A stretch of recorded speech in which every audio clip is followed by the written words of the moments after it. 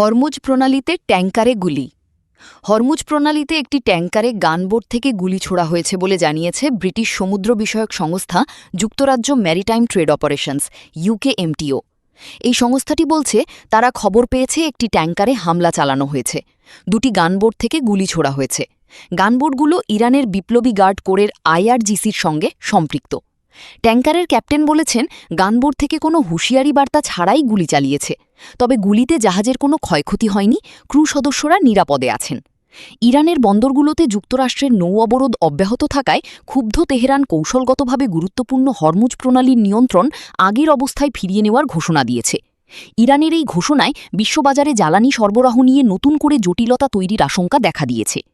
ইরানের সামরিক বাহিনীর অপারেশনাল কমান্ড খাতামাল আম্বিয়া এক বিবৃতিতে মার্কিন এই অবরোধকে জলদস্যুতা হিসেবে আখ্যায়িত করেছে।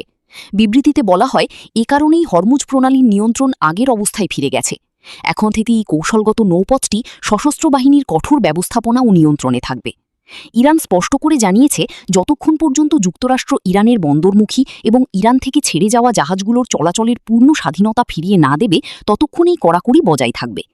এর আগে গতকাল শুক্রবার মার্কিন প্রেসিডেন্ট ডোনাল্ড ট্রাম্প ও ইরান উভয় পক্ষ হরমুজ প্রণালী জাহাজ চলাচলের জন্য খুলে দেওয়ার কথা বলেছিল।